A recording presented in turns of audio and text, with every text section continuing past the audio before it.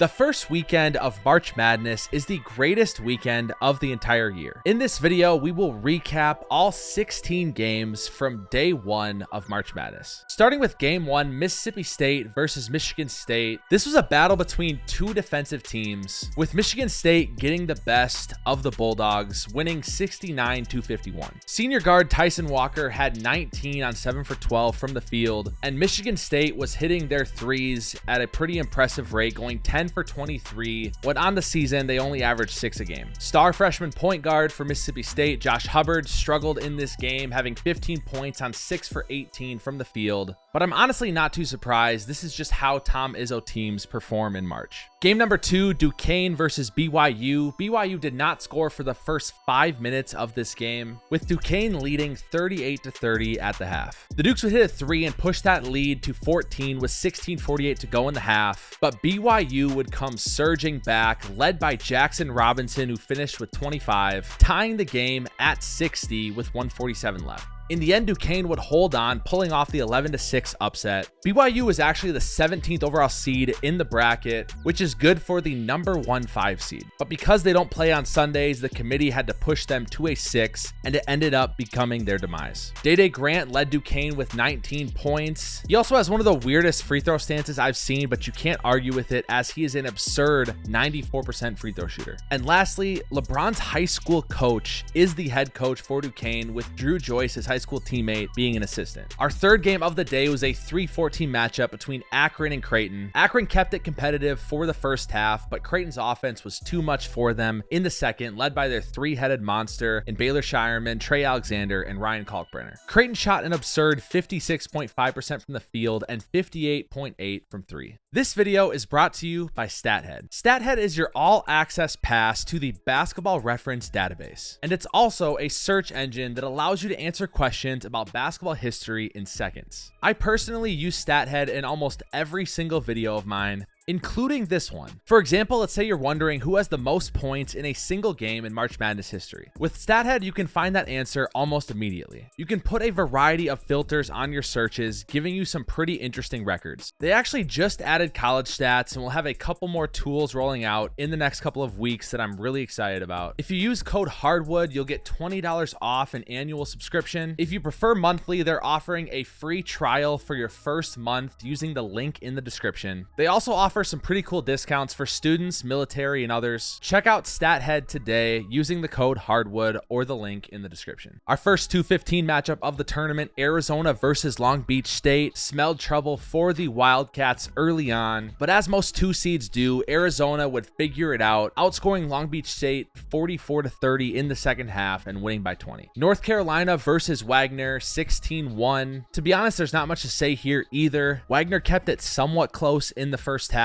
being down by 12 before losing 90-62. Illinois versus Moorhead. Moorhead led a majority of this first half as well, being down by 1, and were even leading 45-43 with 16 to go in the second half before Illinois went on a 16-3 run and broke open the game. Terrence Shannon would finish with 26 for Illinois. Riley Minix and Jordan Lathan would combine for 50 for Moorhead, but unfortunately they just didn't have enough scoring around them, losing 85-69. Our second 6-11 matchup, and ironically enough, our second upset of the day, Oregon versus South Carolina. The Ducks were a bid stealer in this tournament. They were not supposed to make the field, and then they went and won the Pac-12 tournament. They defeated South Carolina in this one 87-73 off an absurd 53 second half points. Jermaine Couisnard for Oregon would have 40 points in this one against his former team. There's something about these 6-11 matchups. It feels like more often than not, the 11 seed is winning these games. So I just checked quickly on StatHead. 11 seeds are 6-6, so 500 versus 6 seeds since 2021. And if we add in the 2 wins of Duquesne, an 11 seed, and Oregon, that makes 11 seeds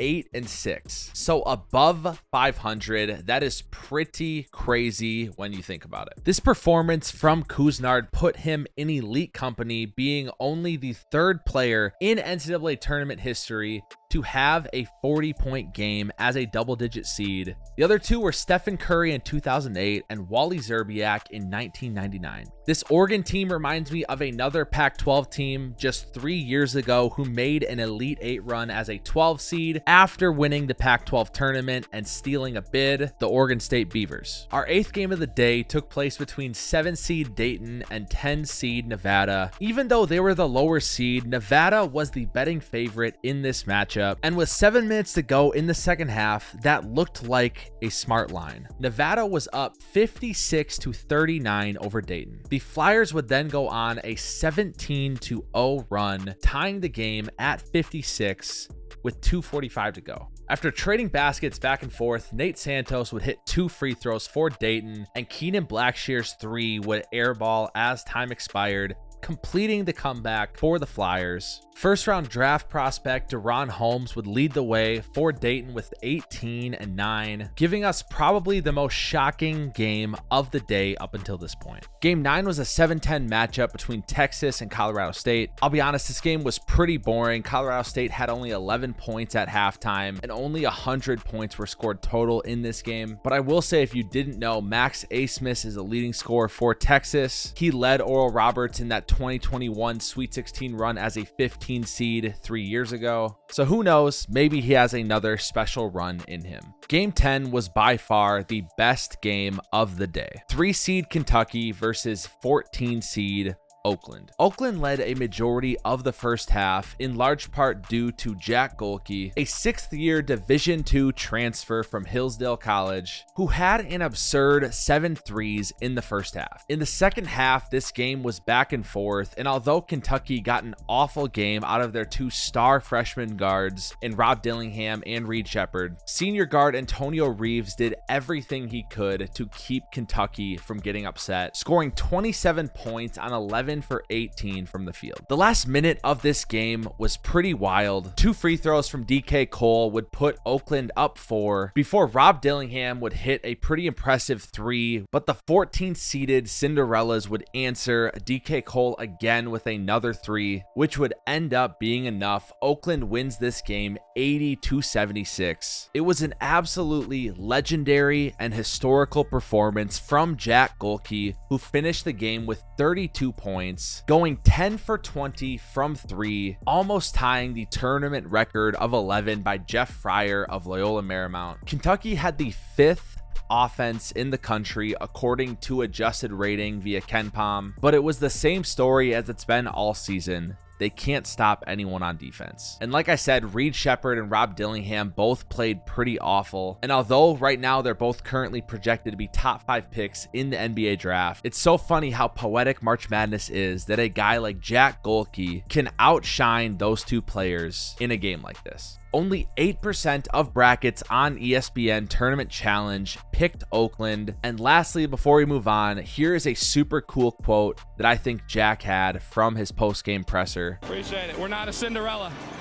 I know they have draft picks, and I know I'm not going to the NBA, but I know on any given night I can compete with those type of guys, and our team can compete with those type of guys, and that's why I say we're not a Cinderella. Game 11 of the day, Gonzaga versus McNeese State. McNeese was one of the most popular mid-major upset picks of the first round. They were 30-3 on this season, and people didn't really like Gonzaga going into this tournament, but Mark Few and Gonzaga did what they always do, dominating wire to wire this McNeese State team. I really don't even know what else to say. Gonzaga shot at 51.7% from the field and 47.6% from 3, while McNeese State shot 33% from the field. It feels like almost every year we underestimate the coaches that always win in March, at least in the early rounds. And so I was curious, has Mark Few at Gonzaga ever been upset in the first round? I used StatHead to check. It's happened twice for him in his 25 seasons. And once was against Stephen Curry and 10-seeded Davidson. The other was in 2002. Probably not a good idea to bet against Gonzaga, especially in the first round, to get upset. Game 12, Iowa State versus South Dakota State. While they only won by 17, this game was seriously never in doubt for the Cyclones. They have the second best defense in the country according to KenPom. They locked up and destroyed Houston in the Big 12 title game just a couple weeks ago. This Cyclone team is legit, and as long as their offense doesn't completely break down on them, I think they're going going to make it pretty deep into this tournament. Tennessee versus St. Peter's, another nothing burger of a game. Tennessee took care of business. Dalton Knecht, the Northern Colorado transfer, looks like one of the best players in this tournament. Him and running man Jonas Adu will look to make history for Tennessee, as they have never made a Final Four and have made one lone Elite Eight in 2010. Game 14 of the day in our third 6-11 matchup of the tournament took place between Texas Tech and NC State. Texas Tech shot horribly in this game, with their star Pop Isaacs going 3 for 16 from the field and 1 for 10 from 3.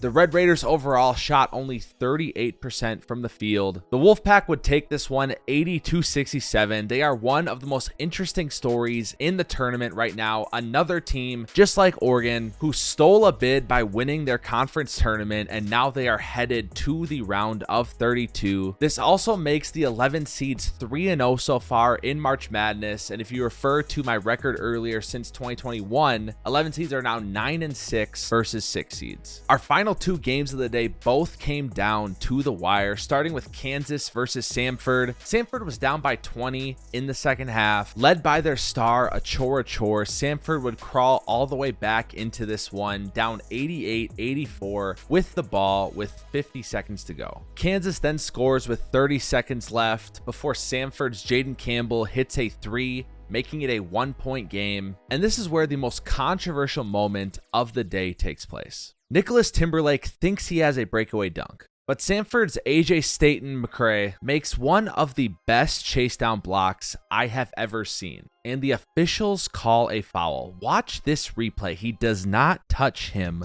with his body. He does not touch him with his hand. He gets all ball, and Samford was truly robbed of an opportunity to win this game. Unfortunately, they just don't get a good look at the end and fall 93-89, failing to become the 33rd 13 seed to win in March Madness. Finally, the last game of day one, a 7-10 matchup between Washington State and Drake. Tucker DeVries of Drake is one of the best mid-major players in the entire country. He's the coach's son, and if you remember correctly, last year they matched up with Miami in the first round, held the lead the entire second half, and were up 55-47 with 5:40 to go. The Bulldogs would proceed to score 1 point the rest of the game and fall to Miami 63-56. I was really hoping this year would be different because I'm from Iowa. Drake is in Des Moines, Iowa, if you didn't know. So I've always been fond of them. And again, around the 6-minute mark, Drake was leading 54-46. They had an 8-point lead, but they would give it up once again on an Isaiah Watts 3-point jumper with 1:53 to go, losing 66-61. So there you have it.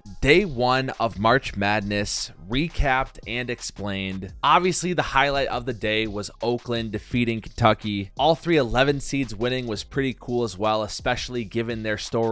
All three of them were bid stealers. But aside from those games, this was not a very crazy March Madness day. I hope we have a more chaotic day tomorrow. Looking at the games, it seems like we will. If you enjoyed this video, check out the video I just made on how far each seed has advanced in NCAA tournament history, and be on the lookout for tomorrow's day 2 recap video as well. As always, thanks for watching, and we'll see ya on the hardwood.